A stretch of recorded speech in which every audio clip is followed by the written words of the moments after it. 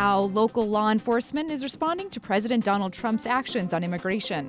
You know, we're not a sanctuary city in Tucson, but we are an immigrant welcoming city, and our policing practices are consistent with that. A conversation with Black student leaders on the University of Arizona campus. If you work at this university, your responsibility is diversity and inclusion. Plus, tips on successful aging and the uncertain future of the Arizona Geological Survey. This is Metro Week.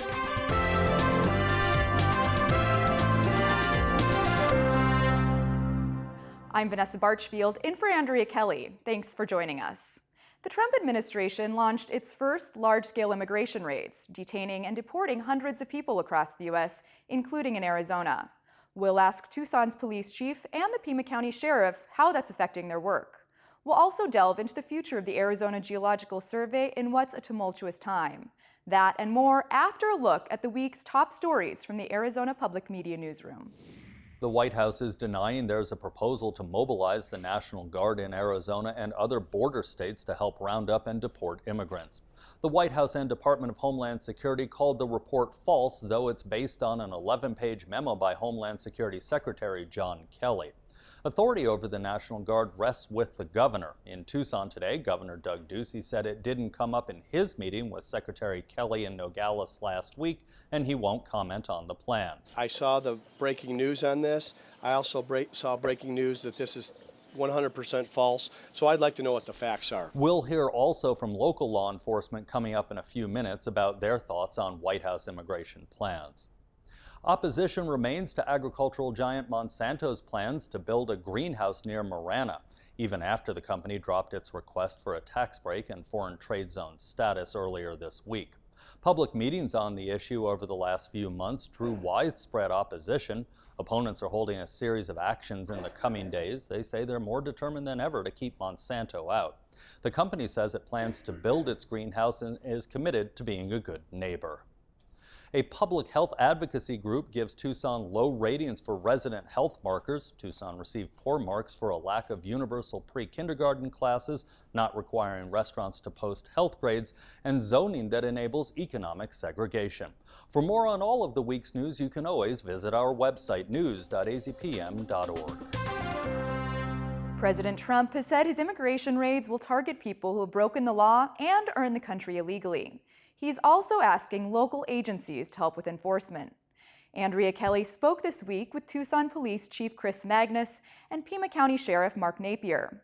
She asked Chief Magnus how his organization will change to work with the federal agencies. We have a good relationship with Border Patrol and our federal partners. We do work with them on a number of things. We have shared interests, certainly around assuring that dangerous, violent criminals are not in our community, and if they're here in an undocumented status, they need to go, and we have participated in that effort.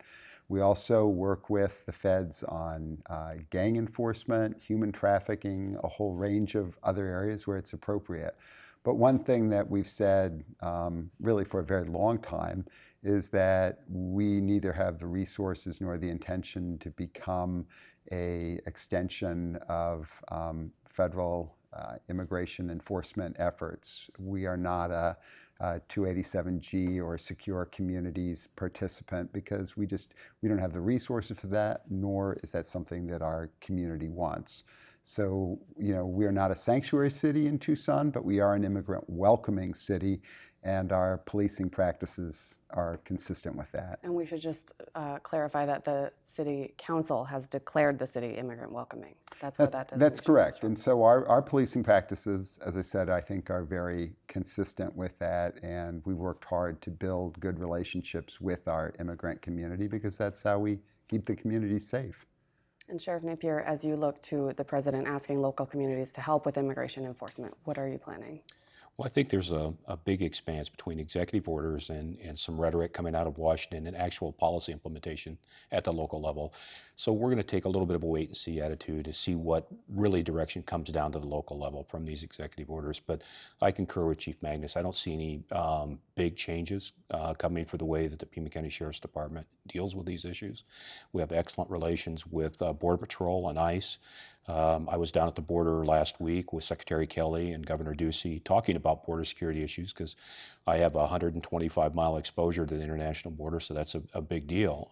So the border sheriffs met with Secretary Kelly, and I was very grateful for the listening that happened to try to figure out better what our problems are and how we would better address those things. So I don't see wholesale changes coming. We'll wait and see what comes from these executive orders and some rhetoric down to the local level. You mentioned that you met with Secretary of Homeland Security John Kelly last week, and you also met with the Mexican consul here in Tucson. What kind of questions are you hearing? On the Mexican consulate side, there's some concerns over some of the things being said in Washington, and we talked about those things. And I think the fundamental thing is to open lines of communication, because that's the bridge of understanding, is they clearly have some concerns, and being able to have contact with me and express those concerns simply makes sense. You know, Secretary Kelly was very attentive. He listened to the 4 border sheriffs, because each county has a different exposure to the international border. Clearly, Santa Cruz is different than Pima, that is different than Cochise, et cetera. So it's important that he listened to each individual county sheriff to determine what we best need. Part of my challenge is reaching out to the Tonawattam reservation, because a lot of their reservation land transcends the international border, and there are some security issues coming up the 85 corridor to the I-8 corridor regarding trafficking, both human and drug trafficking. So I think we need to open those lines of communication, not overreact to the current rhetoric and some executive orders, because that doesn't constitute policy implementation at the local level. So it's prudent for us to wait and see what comes down to the local level and what expectations there are of us. And then you were at a police chiefs conference last week in Washington, D.C., and you heard directly from the president. What did he say to you guys? Well, he expressed his desire to see Homeland Security issues become a greater priority across the country. He reemphasized his perspective on the importance of building a wall. It was fairly familiar themes. I frankly felt that the conversation that followed, that involved the Homeland Security secretary who spoke to a group of the major city chiefs and sheriffs, was more instructive in terms of understanding the local issues that are really happening in border areas of the country like ours. Secretary Kelly was very, really, I think, understood that what the wall looks like is frankly less important to a lot of us than how this translates in a human capacity and even economic consequences at the local level. And one of the things that he acknowledged was that mandatory participation in some sort of 287G, or where local law enforcement takes on federal immigration responsibilities, participating in something like that may not make sense for every community. And he was actually very open to the idea that different communities and neighborhoods may have different needs and expectations, but the hope was that we would have open lines of communication, we would find ways to work together to keep our communities safe, and we would approach this in a more constructive way. So I really felt that the Secretary's entire approach and tone was very helpful, and I think the major city chiefs as a group basically conveyed that we understand we do have a role in working with each other to make sure our communities are a safe place. But at the same time, we also, as a group, have worked hard in our various cities to build relationships with immigrant residents in our various neighborhoods. And we don't want to sacrifice that, because if we're really talking about safety, that means people have to be willing to come forward and talk to police. They have to be willing to serve as witnesses, to report crimes if they're victims, to work together with us and their neighbors for prevention. And none of that happens if people are afraid to engage with their local police or sheriff's departments. So that was a big theme of the conversation. And you're nodding, and that's actually what I was going to ask next, is how you balance immigration enforcement with community policing efforts. So you've touched on that. Yeah, I would just echo exactly what Chief said. He's exactly right. We can't disenfranchise an entire part of our community being so close to the international border and make those people tepid to contact law enforcement as victims, witnesses, et cetera. And that does not serve the overall public safety interest of our respective communities at all. There's a lot of talk about a wall, and Secretary Kelly said a wall can mean a lot of things. Sometimes that might mean technology, sometimes it might mean human resources, sometimes that might mean physical barriers. But there are clearly parts of the border that do not lend themselves to what we might traditionally think of as a wall. So there's a lot of things to be ironed out. That Mr. Trump is very early in his administration. He's still forming up his team, and there's a lot of work to be done still. You know, I think one of the other issues, and I know this was brought up with folks in the Mexican consulate that I think visited with both of us, but there are other concerns that are being expressed really about how much work has been done by the governor, by the State Chamber of Commerce, by locally our business groups to improve trade and economic relationships with our friends, our neighbors, and our business partners in Mexico, back and forth across the border between Arizona and Sonora. There's been a lot of work done, and that's been bipartisan work. It's been really constructive and very helpful for our communities. And I think, you know, the hope is that we don't want to see changes in the way that we do policing or even address immigration matters interfere with that positive work, because that can be fragile, and we have to make sure this is a welcoming environment for people who are doing business here, who are coming across to visit friends and families. All of that ties together for the economic health of the region. Andrea Kelly discussed other issues with the sheriff and police chief. See that on the next Metro Week. February is Black History Month. I sat down with 2 African American student leaders to ask what the month means to them and about other issues of race on the U of A campus and elsewhere.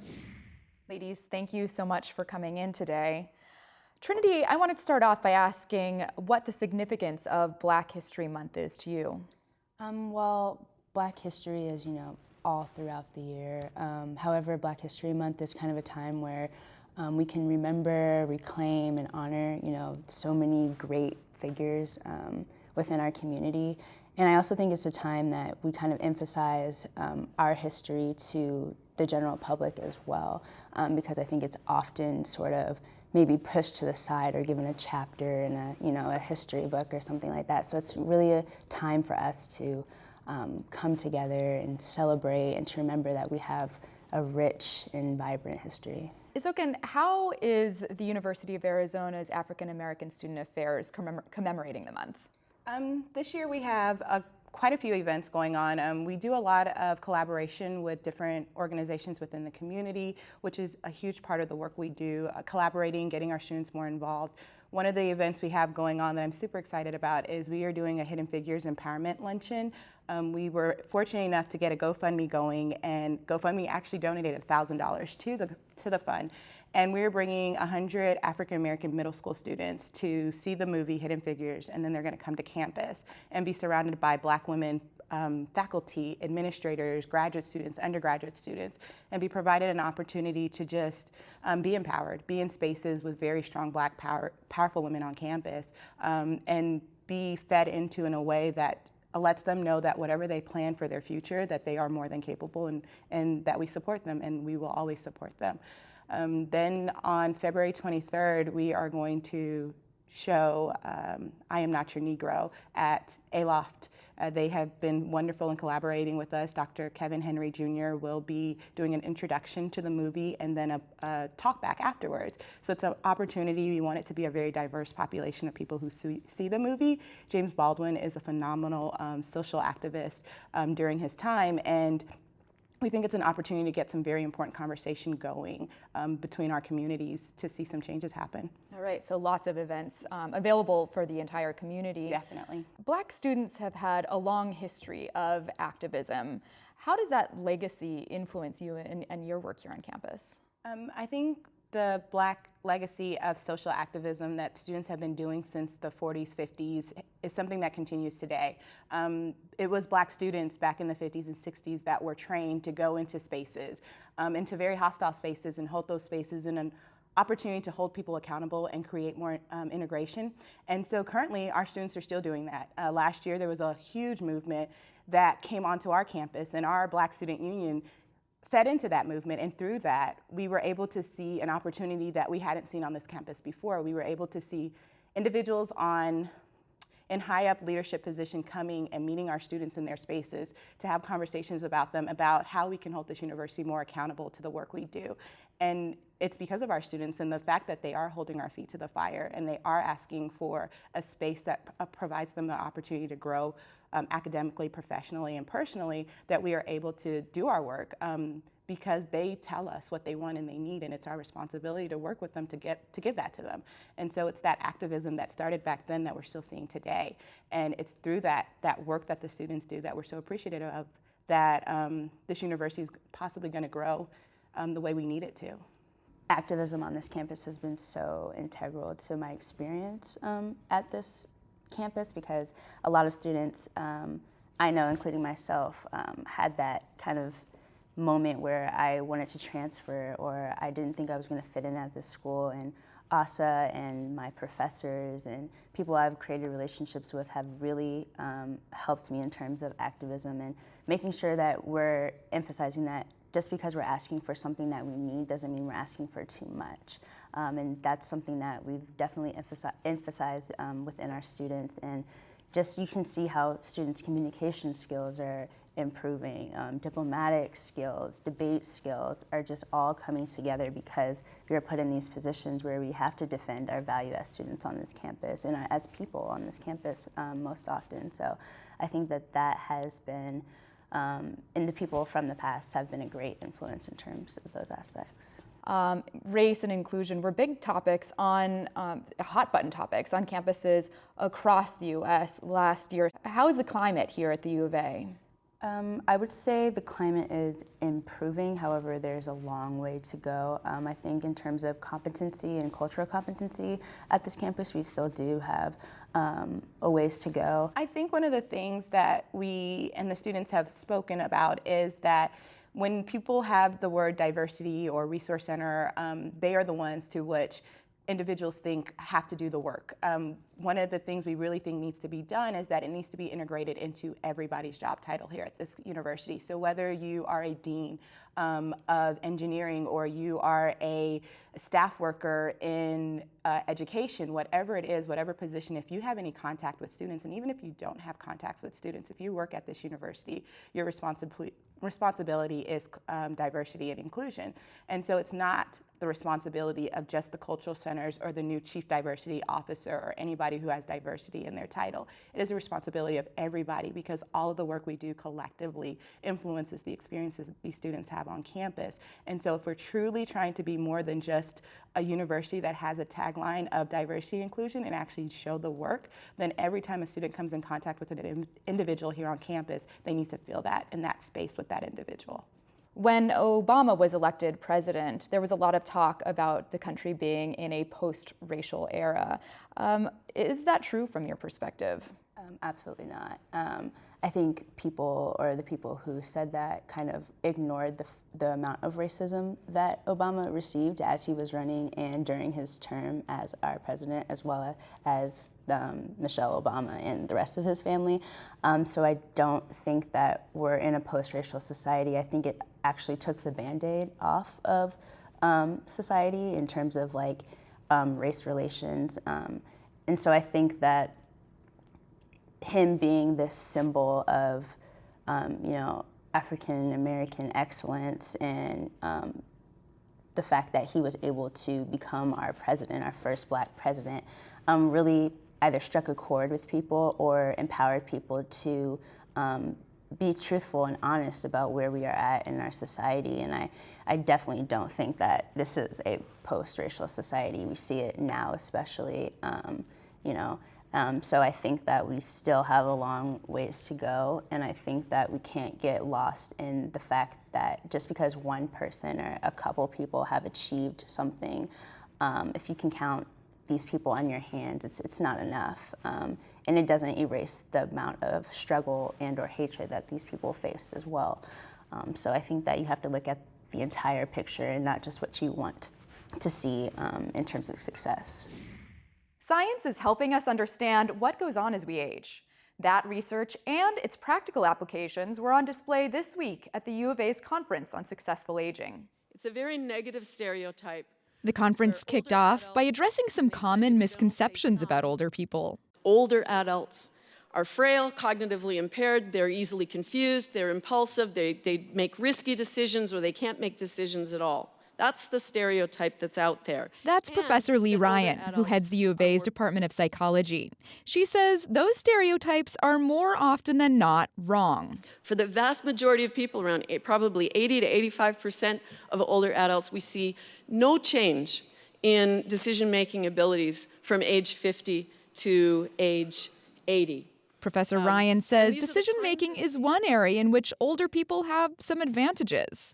They take more time to sift through information before making up their minds. They have more patience and take time to think through things. Changes in cognitive abilities occur as we age. At the conference, we caught up with U of A professor Gene Alexander, one of the organizers, and asked him which scientific breakthroughs are changing our understanding of getting older. Well, as we age, we are affected in our memory, we're affected in our ability to do things quickly and solve problems. And what's really interesting is now we're focusing more on how we make decisions. Making decisions is really something that we often take for granted, but it's a very complex part of what we do every day. And these decisions can impact financial decisions, we can impact our choices for healthcare, our lifestyle choices, and can impact how well we age down the road. So this is a very important area that I think is getting more attention now. And what are some recommendations you give to people to make positive decisions as they age? Yeah, I think that one of the things we're learning from the research is that being a strategic learner is really important. The ability to sift through information. So when you're faced with a complex decision, to be able to identify what's the most important thing to know and to make the decision about, and sift away and discard some of the irrelevant information. Focusing on what matters really can help in making decisions, and that can really be important. Also being just conscientious, being careful, doing your homework, researching something, and getting advice from others. Those are all things that can be really positive. And what are some common misconceptions that we as a society have about aging? Well, I often think that aging automatically comes with changes that impact the quality of life and make us not age well, not be able to do things we used to be able to do, and that's not true. We're very much, as an aging society, able to do the kinds of things that we always like to do, and in some ways we actually even improve. We get more fund of knowledge, more experience as we age. There are some changes in our abilities to do simple things in some aspects of our daily lives, but we compensate for those. So in the end, I think it's a plus. When do people need to be concerned or start thinking about the process of aging? Well, I think it's something that we do lifelong. We're always aging from our young ages. So it's not only our own aging that matters, but also our family members and caring for our family. So I think it's something we need to learn about all along the way. But the kinds of changes that we see don't typically happen cognitively until we're in our 60s and 70s, and we start to notice some kinds of changes that occur. And of course, some of those changes can be more significant and be due to developing illnesses or difficulties that relate to disease. But the normal healthy aging process is really something that's much more subtle and doesn't really impact our lives nearly as much. Is there anything we can do lifestyle-wise to slow the progression of aging? Yeah, well, I think that's a great question. We're always looking for ways in which we can enhance the process of aging and make it easier for us to do well and do our best. One of the things that we're really interested in researching here at the University of Arizona is exercise. We think that exercise is a way that can really enhance how we age. It's good for the brain, it's good for the body, and we're doing more and more research to show that exercise can be beneficial in holding off some of the effects of aging, and just more work needs to be done to understand why and how that works. The Arizona Geological Survey had a tumultuous past year. Governor Doug Ducey cut all state funding to the organization last summer and folded into the University of Arizona, which committed to fund it for 1 year. Then, in August, longtime director Lee Allison died. His successor, Phil Perthree, joined me in our studios recently to explain why people should be concerned about the fate of the Arizona Geological Survey. Well, we do a lot of useful things for the state, including geologic information is really basic for the existence of society, actually underappreciated. But we do a lot of different things with geologic hazards, for example, earth fissures, which we'll talk about, mapping them so people know where they are and can avoid them and mitigate them if necessary. We do a lot of natural resource mapping that's related to mining and other kind of natural resources. And we've done a lot of studies that are other geologic hazards, earthquakes, floods, And some basic stuff like that's involved with groundwater resources and groundwater and surface water resources. So we do a lot of different functions. Some of it was provided by state funding and some was provided by outside contracts. And so this is work that wouldn't be done if the Arizona Geological Survey didn't exist? That's right. Some of it, I mean, it's kind of, as I mentioned before, the model is leveraging, there's a certain amount of state money that's involved, and then we almost always are leveraging that with some other source of funding to be able to do, twice or three times as much. But that's how we've worked. If we didn't have any state money, most of these things we wouldn't be able to do. And what impact have the cuts had on your ability to operate as an organization? Well, for this year, the university came through with the same amount of money that we were getting from the state, but there's no guarantee or even expectation that they would do that, in future years. And so that's the issue right now, that we don't really know what our funding situation is. The university's been great to work with, and they've folded us. We're learning how to work within the university, and they've been supportive, but they don't necessarily want to provide that base funding that we've had in the past. The Geological Survey's funding isn't just spent on mapping. They also track dangers, like this deep 2-mile fissure, which geologist Joe Cook recently discovered. Joe also joined me in our studio to explain exactly what fissures are and what causes them. Earth fissures are basically just big tension cracks in the ground, and they form in areas that are experiencing land subsidence. And land subsidence in Arizona is mostly because we're drawing so much groundwater out of the ground. And most of that's agricultural use. So any of these large agricultural centers that have been operating for decades, there's a lot of land subsidence and sinking of the ground, and you get these cracks kind of around the margins of those features. So should we interpret this as a sign that we are extracting too much water from the ground, or are there any other lessons to be learned? It's definitely a symptom of over-extraction of groundwater. I mean, we don't tend to see these forming in areas without land subsidence, and so we have 26 study areas throughout southern Arizona that have earth fissures, and something like 170 miles that we've mapped so far. And basically every year you can look at new aerial imagery and see new fissures forming. So there's some hot spots, areas that are still extracting a lot of groundwater, and then other areas that are still having fissures that haven't closed up yet from pumping decades ago. And how big is the fissure that you found recently compared to the other ones that you're monitoring? It's a extremely large fissure. I mean, it's not typical to have a fissure that is 2 miles long open up in a short period of time. Usually they're a few hundred feet, maybe 1,000 feet would be a really big one. But this one, partially, some of it opened in late 2014, and then the rest of it, the other mile, opened up in probably this last monsoon season in 2016. And what are some of the dangers? If anyone was out near the fissure, I mean, it's possible they could fall in. The edges are unstable, they can collapse.